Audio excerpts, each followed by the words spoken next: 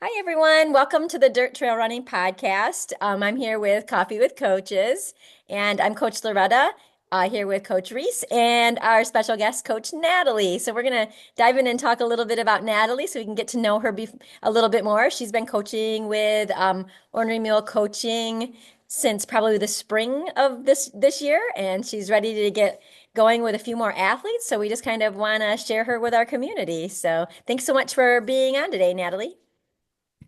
Absolutely. I'm super excited to hang out with you guys for a little bit. And Coach Natalie, for the listeners who are not familiar with you or maybe haven't met you on the trails, first, I just wanted to say to them that you are one of the nicest people and one of the most cheerful people I think I've ever met at races. So thank you for being so kind to everybody who's coming across the finish line. But if you could give people a little bit of a background of who you are, what got you into running, what got you into trail running, that'd be awesome. That is a very kind thing to say. So I live in the Midwest. I'm originally from Canada, from Edmonton, Alberta, and I live in Rockford, Illinois. And I moved here because I had all the things I wanted. Lots of green space, there's snow, and we have a great YMCA. These are the things that I have to have wherever I am. And how I got involved in trail running was there was a bunch of trail runners that went to my Y, and I was always running on the path, and there's a lot of fast holes who run on my path, and they're nice now, but back then they were not as friendly. And sometimes they would like make fun of me for things like having a hydration pack. So this is a long time ago. Now everyone has a hydration pack, right? But I was an early adopter. I had a bike hydration pack, and I'm thirsty. So I always had that. But the trail runners saw me with the hydration pack and thought maybe I was one of them. So they kept inviting me.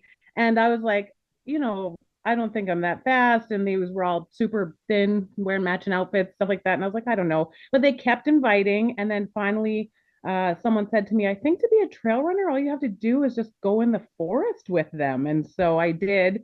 And it was really great. And it turned out they had snacks afterwards, and we had matching stickers for our cars and matching shirts. And it was just really, really fun. And I'm still friends with all of those people. We still run together pretty regularly.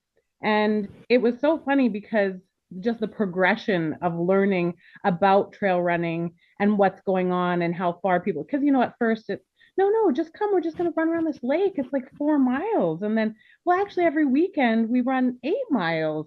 And then, we have this race coming up and it's a 25K. And then, did you want to volunteer for a 50K? And I didn't know people were running 50Ks. And a friend of mine, Gardner, he won the Hobo Triple Crown, which is like a 10K night run, and then 25K the next day, and then a 50K the day after that. And so he won. He's wearing, it's raining and snowing, and it's cold. Everybody's miserable. He's bleeding a little bit. He doesn't have socks on. And I just looked at him and I was like, I think I want to do that. Like, I don't know why that was, but it was really great. And then I did my first 50K. I was gonna wait like I think a year or two, and one of my friends was like, "I'm sure you could do that this year. I'm sure you could." So I trained for it, and the trail running community has been incredibly supportive, and we have a ridiculous amount of trail runners in my community, and I just the races just keep getting further and further. It completely is a cult because it really does start out with no, we're just going to go for like an hour, and then now it seems like most of the people in my community have run 100-mile races, and they're all everybody's traveling everywhere. And one of the things that I really admire about our trail running community is when I decided to become a foster parent, everyone was so behind me. When I say I was getting ready to buy furniture, people were sending me furniture. One friend wanted to buy all new blankets for the kids, for their beds. The people have sent jackets, coats, gift cards, helped with babysitting, helped with coaching them, helped with anything that I needed. Everybody was really on board and super supportive. And, when I adopted the kids, everybody sent gifts. Random people send me gifts at Christmas for the kids. Someone sends me books every year. They send probably like 10 different boxes of books. I have no idea who's sending these, but it started when I became a parent, and it's got books for like all the age groups of my kids. And I'm sure in our trail running community, and it's just like really amazing. So That's how I got started trail running. But when I started running, apparently my whole life, all I ever wanted to do was run.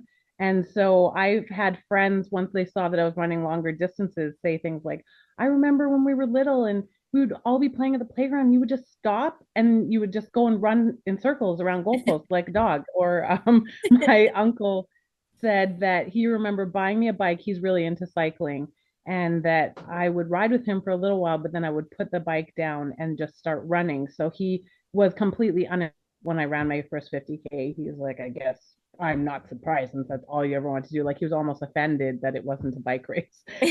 So it's my favorite thing, and I've been a streaker for about 10 years off and on. The only thing that stops me from streaking is a injury. So it is literally my favorite thing. I might not be the fastest, but I figure if I just keep going for long enough, I'm going to get old and I'm really going to start to win.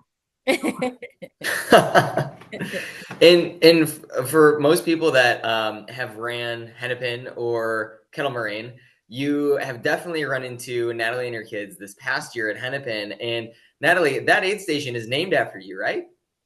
At It Kettle is, Moraine? and I love that so much. Everybody knows my favorite thing is exclusivity. So I love that so much. And I love that my kids are cheerful helpers. Like they want to come and help and volunteer. And there's been a couple of times when, one of my sons has seen somebody's really struggling or is feeling really sad, and they'll go down the trail with them to, the next aid station. Of course, there is quesadillas at the next aid station also. We need to acknowledge that that might be part of it, but we have a great time there every year. And usually someone random comes to volunteer. So this year at Kettle, a lady from my gym who just overheard me talking about it, she and her husband came and volunteered at the aid station. She's not a runner. She doesn't have any trail runner family. She just heard me talking about it and came and volunteered for the whole day. Wow, that's awesome. I mean, I think that listeners can probably tell there's a lot of passion here for Natalie, and I'm sure you can encourage lots of people to want to be part of that because you're just so positive and passionate. So that's exciting. Yeah, trail running is probably my favorite thing. I love hosting an aid station. I always tell people if you're curious about trail running and you want to be inspired, but maybe you don't want to commit to coming in the forest with us for a really long run, like just try volunteering at a race. It doesn't even have to be long. You can come for like 3 hours and you're guaranteed to have a good time. Nice. Yeah, that's awesome. And to go back to what you said, I just thought it was kind of funny when you mentioned like road runners or runners in general, like making fun of the pack. It's funny because I'm sure a lot of us have some story like that where like me and Deanna, my girlfriend, my partner, we were out on a run on the roads with a couple marathon runners. This is about like a year ago, and we had our packs on because it was one of those days where it's too cold to be warm, but too warm to be cold. So it's great because as we were going, we were sipping our hydration. And then while we were running, we would take off a layer and stuff it in our pack without stopping. Mm-hmm. And it's funny how many people who, may have faster marathon PRs, but were stopping at all the water stops to take water breaks because they didn't pack anything. Yep. But some of those people mentioned to us at the start, like, what are you guys running an ultra today? It's like, nope, we're just not going to stop for the run. Yeah. So Yeah. I encourage anybody who is listening here. I know we're primarily like trail running focused, but for anybody that like runs marathons or road races a lot, give the pack a try, because for those days where you want to shed layers, but you don't want to carry your jacket for the remainder of your long run, fantastic. Well, also in But road races, they don't really give you good snacks. Like you can carry your favorite snack. And I've had some fast guys. There was once in the hobo run in the 50K. This man told me, he said, someone told me if I ever was in a bind and I saw you in the forest, that you have snacks. And I was like, I absolutely do. And so he was bonking and I gave him some of my snacks. And I think he came in like second that year, and he likes to give the credit to me. He was like, Natalie saved me in the woods. Because I had an early start. So that's why he was behind me and coming up. So I had an early start and he was doing really well, but he was bonking. I gave him snacks and he went on to, he was at least top three. I know that. And he keeps talking about that all the time. And like, you can carry your snacks. People really do not see the value of being able to have food on you when do you want your run to be pleasant? Because it will if you're not hungry. So I wanted to bring that up because it really shows how like inclusive you are about the community, about like not making everybody feel welcome. So if you could give us a little like detail on like the athletes that you coach and how you foster that community, I think that would be great for the listeners to hear. Well, I currently am coaching a couple of ladies. One has children, one does not, and they're probably mid-pack, I would say. Very busy lives. And so when you're mid to back of the pack, you have to have a completely different strategy because you're going to be out there for longer. So you do have to have more nutrition, and also your workouts are going to take longer. You want to have maybe a little bit more muscle to make sure that you can keep going. So someone else might be able to finish that race maybe in 3 hours. It might take me 6 or even 9. Do you know what I mean? So my strategy has to be different. I have to be very, very strong. They have to be very strong. So I'm trying really hard to get them to see the value of strength training and that you don't have to be married to your training. We can move stuff around if you need to. We can accommodate things like vacations, the things, if you miss something, we can add it to another day. You have to enjoy this. And if you feel, you start feeling exhausted and you push through, because I've run into that with a lot of people where it says on Tuesday I'm supposed to run 10 miles. And so even though I feel like I'm knocking on death's door, I'm going to run 10 miles. I'm like, you absolutely should not do that. Like you're doing way more harm than good in those particular cases. So I want everyone to know that, regardless of your speed, you are absolutely welcome in the trail running community and things can improve and that you need to just focus on what you can do and having a good time and having this experience because not everyone in our community or in our country can have this experience. We're all very, very privileged to have the opportunity to run these races, to have access to training. Not everybody has that. So it's not always about where you finish, it's the fact that you get to finish it all. Hmm. And not everybody has your background either. I think it's interesting, like you mentioned mid to back of the Packers and people with busy lives, right? Yes. Like I have a busy life, but like I don't have multiple children. I'm not. We don't have the same background. So somebody who is talking about like, oh, how to build time into your busy day for me is different than the advice that you would give because you live it. That's like your experience that you can impart onto other people. Like what is like how many kids do you have? What kind of advice do you give to people who are like living really busy lives? And what's been your journey like leading up as you started fostering children and now have a great trail running relationship with them? So I was homeschooling also. I'm not homeschooling this year. So earlier in my trail running career, I could do things while the kids were sleeping. My kids weren't getting up until like 9, 10 o'clock. But now that's totally different. Now that I'm divorced, my kids are in 4 schools, 4 different start times, 4 different finish times. So I've Wow. always been an early morning person. I also have, so on top of the 8 kids, I have 2 large dogs, an Irish Wolfhound and a Belgian Malinois, and I also have 6 cats. So, and it's just me over here. So I am an early riser for sure, and I do multiple workouts per day. And some of them are very short, and I'm sure some people would be like, "Why did you just do a 15-minute workout?" And it's like because that's what I can fit in. So on top of that, on top of my own workouts, I'm also coaching and I'm studying university classes, and I'm still doing classes through the National Academy of Sports Medicine. So I'm currently in a um, nutrition coaching course right now, and then a couple of other things in university. So I get up very early, and every single minute counts. So I need to be up at 4 a.m. I need to let the dogs out. I need to start a load of laundry, start a load of dishes, and then head straight to the gym. And I have to leave the gym by 6:30 to get here to get 2 kids on the bus. And then a half an hour later, another 2 are on the bus, and then 15 minutes later, another one is on the bus. And then I have to drive 2 more to school. So in between the last one's leaving for the bus and the other one's going to school, we take the dogs for a walk or to the dog park or something. And so the dogs are in the car when I drop them off. And that's not, hopefully there's not a dentist appointment or a doctor's appointment. I try to make sure that if we have dentist, doctor, anything, there's at least 2 kids going at the same time. I'm sure my doctors hate me because I'll be like, I need your whole morning, because this is just what we have time for.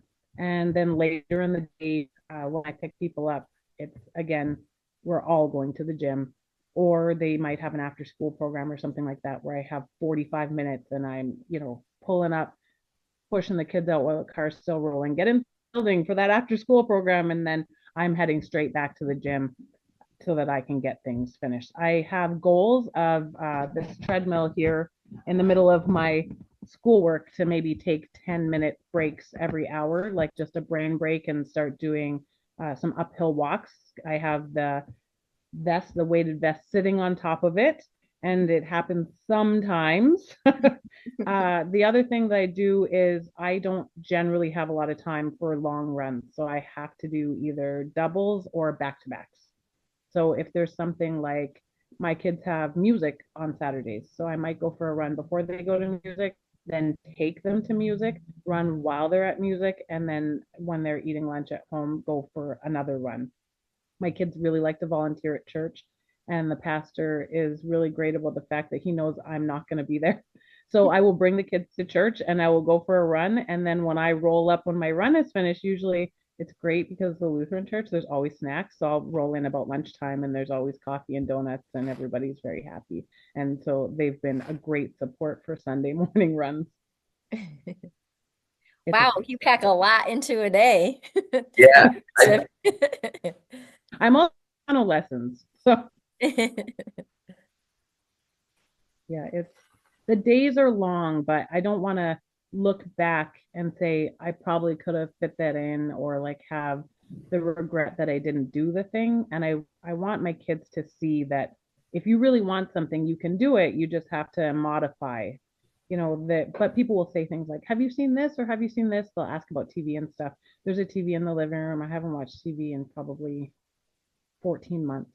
I have a lot of things I want to watch, but there's no time. So I listen to audiobooks in the car, and that's about as much as I get. I just got Apple TV 2 weeks ago. They gave me a free trial with my phone. I haven't even opened it. So it's a lot about multitasking and being creative to make everything fit into your schedule, like functionally, right? So with all of that, though, you've finished at least 100-mile race, right? Yes, I finished a 100-mile race. I did not get the time that I wanted. I was very conservative in that I had heard that so many things were going to happen to me, and being, a bigger runner, an older runner, a slower runner, I didn't know how much it was going to hurt. You know what I mean? And so I tried to be very conservative. Also, I talk too much, and so I definitely wasted time at aid stations that I didn't need to wait. I'm training for 150 now, and I think I can do better than in the 100. But that it was a great experience, but that I really feel like I could have done better. I really truly feel like I could have done better. But I'm very glad that I did it, and none of the things that people said were going to happen happened. They're like, "Oh, you're going to have gastro problems, you're going to have this, you're going to have that." I recovered so fast. I was out running my mile the very next day.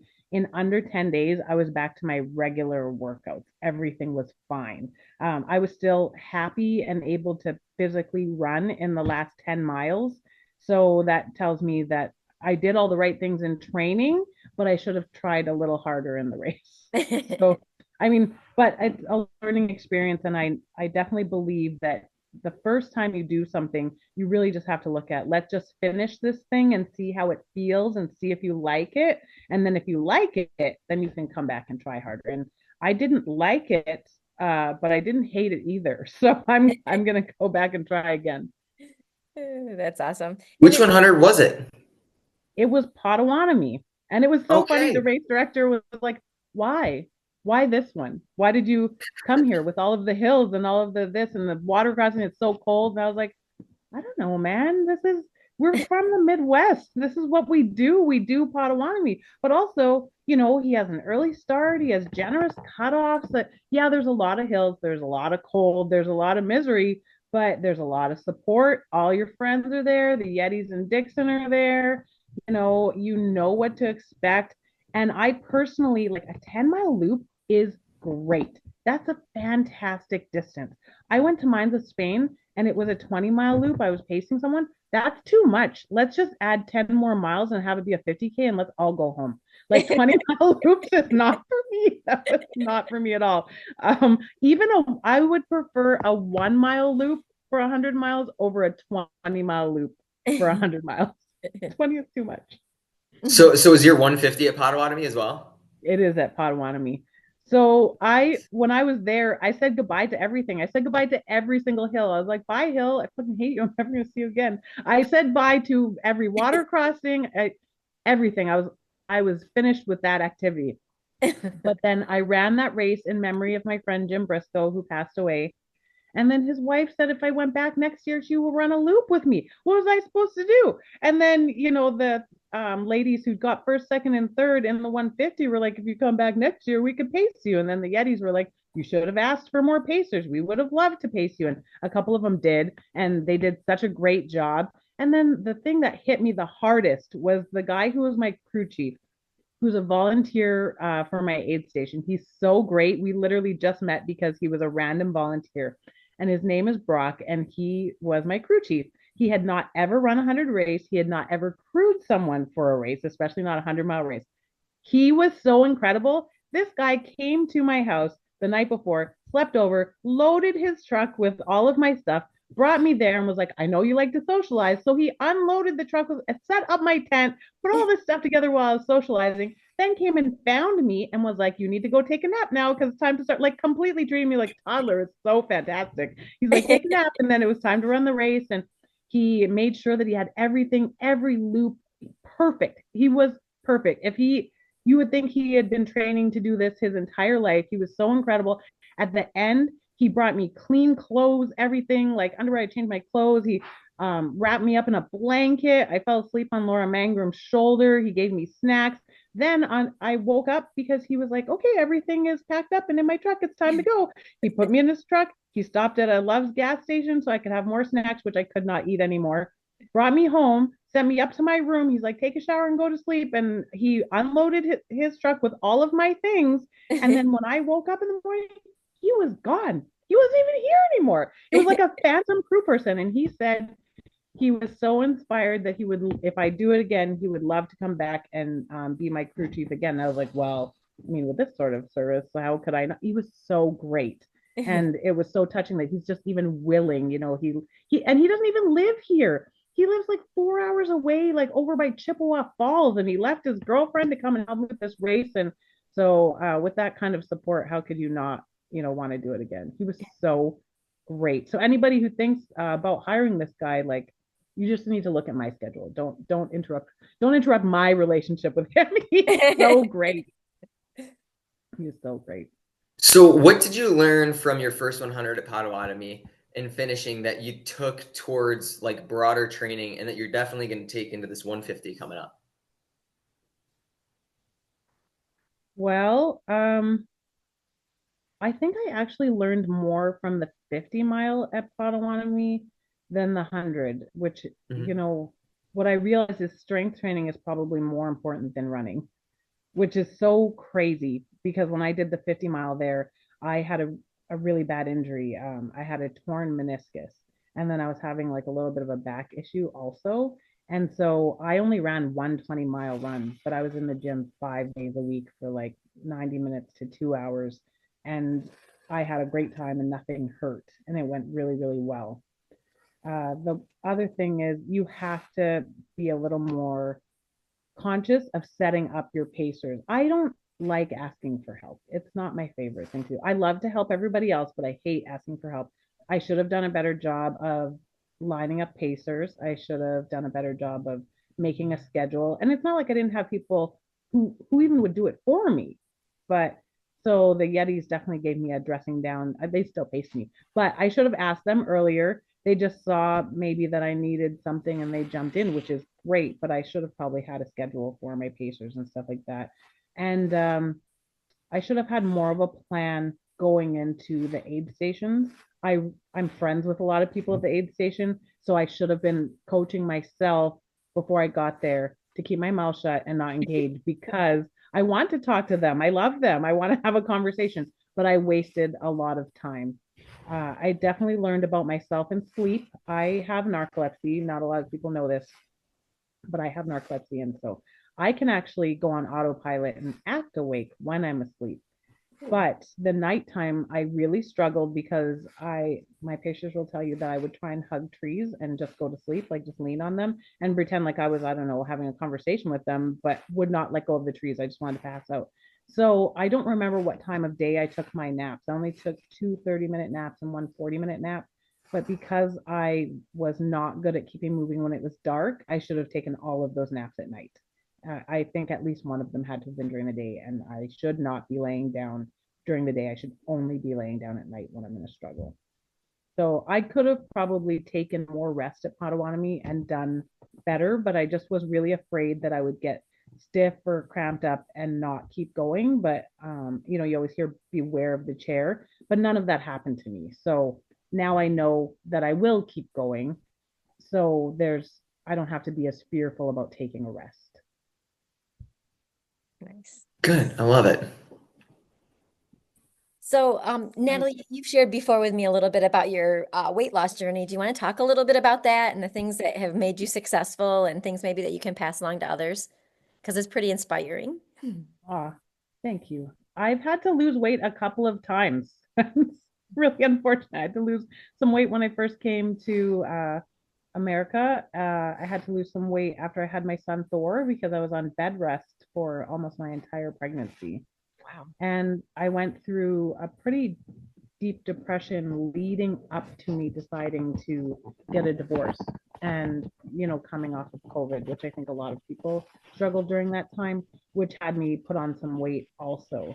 So I think the biggest thing is you have to decide what you want to look like what your life you want that to look like, not your physical being, and decide if what's going on in your life right then, if you're going to be okay if that continues. And when I sat down and thought about that, I was like, if every day looks like today, am I going to be okay? And I wasn't. So then I made the necessary changes with regards to, my partner and my friends and things like that I needed to just move around. And then it became a lot easier because those things weigh on you and you become almost paralyzed.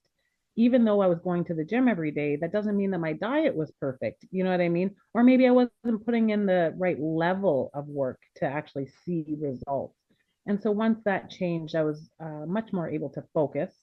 And I would say the biggest thing is that you have to be gentle with yourself and focus on setting yourself up for success. So a lot of people will find some sort of a diet or exercise program and they think, this is it. I'm going to start on Monday or I'm going to start on the 1st of January and I'm going to go hard and, everything's going to be awesome. And it really isn't because those things take time and there's so much that goes into it. You can't go from 0 to 100 in one day. It's just like training for a race. So I always counsel people to start first with your habits. Like the number one thing is you have to record things. Because if you don't write down what you're eating and drinking, you will lie to yourself. You will convince yourself that you ate well all day long and that there was, nothing happened. And you can almost forget the poor choices that you made.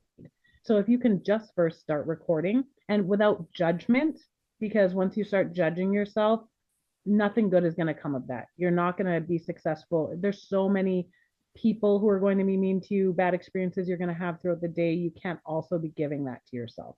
So if you can just start recording without judgment, so you have an idea of what's going on, how much liquid you're taking and how many calories you're getting, just so that you can have a starting point.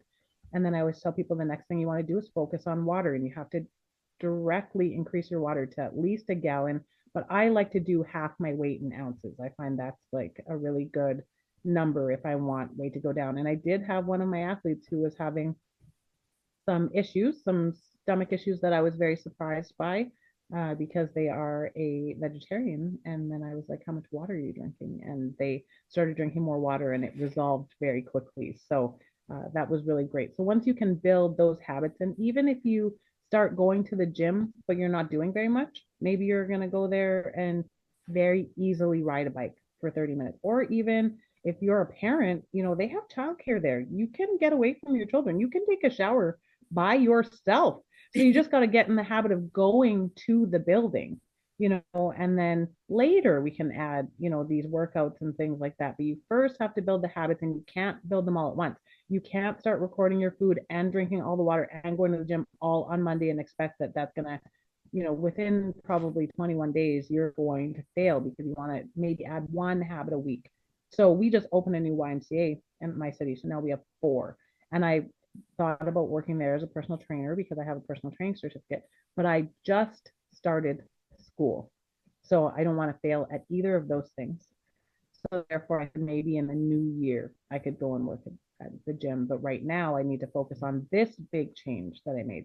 So then once you have those habits, then you can start putting it all together. And I like to tell people that you're not going to stop enjoying your life. You're not going to stop eating birthday cake with people, having holiday dinners and things like that. And who wants to? That's a miserable life. You don't want to be the guy who's always, oh no, I brought my, bland chicken and rice with me. You guys, all eat lasagna. Like, no, that's. So I always look at your calories for the week is your whole amount. So let's say you're eating 2,000 calories a day and you've got, so that's 14,000 calories for the week.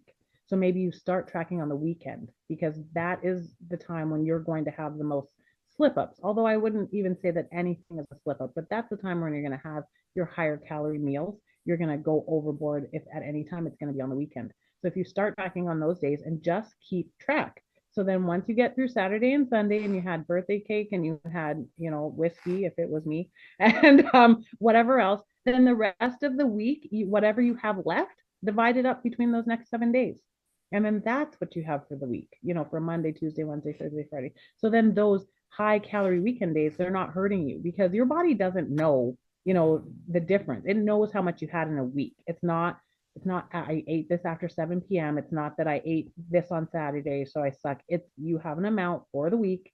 As long as you can stay within that amount, it doesn't matter how you do it. Maybe this one day you don't feel well, so you only eat 1,000 calories, but you actually ate 3,000 on Saturday. As long as you're not feeling hungry and deprived on Tuesday when you didn't feel well and didn't eat as much, it's okay. You have this many calories for the week. Spread them out however you need to make sure that you stay within. It's okay on the weekend to steal a little bit from Wednesday so that you can have a good time. I love that conversation. So I went to school and I got a nutritional minor with my kinesiology degree, and I had this amazing professor. Shout out Professor Kundrat. She taught me a lot about food not having a morality, as well as like how to think about like calories. And I like what you're saying because like food not having a morality is like people colloquially use like it's a good food or it's a bad food, and it's like, well, there's nothing good or bad about it. It's how much nutrition is a part of it, right? Like you have things like fruits and vegetables that are highly nutritious, which don't have a ton of extra caloric intake, and then you have foods that are less nutritious, like we all know the type, that have a lot of calories but don't have all of the micronutrients.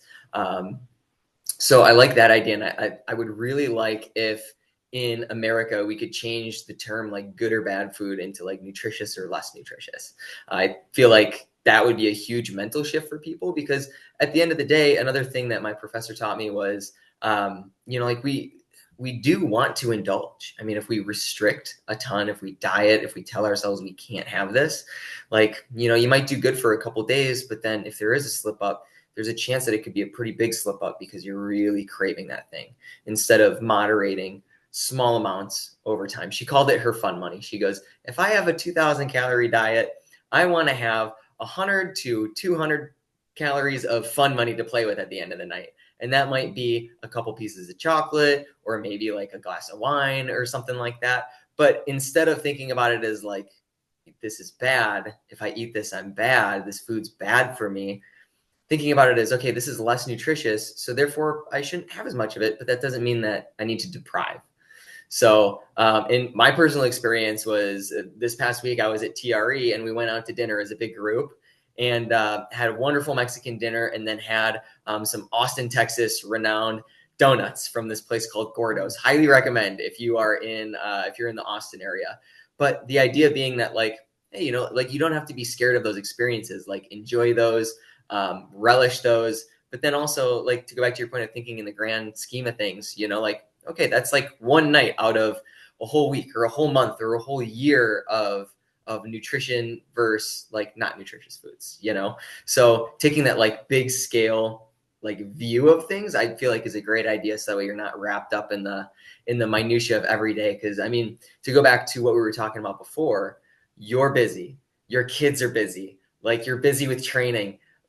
There's a lot of busyness that everybody has to pay attention to. So to have one more thing of busyness on your mind, day to day to day to day, is something that maybe we could take a little bit of stress off if we think grand scheme, grand plans, and building those big habits that we're talking about one piece at a time.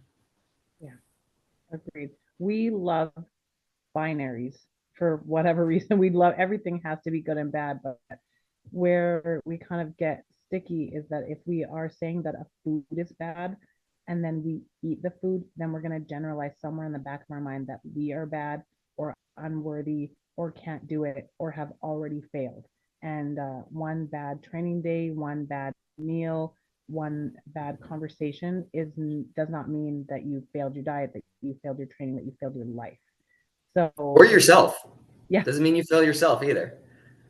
so I think if we can, I think you're absolutely right. We need to get away from generalizing that these things are good or bad because I personally believe that buttercream icing is good. It is good, and I'm not going to give up on it. Am I going to eat it every day?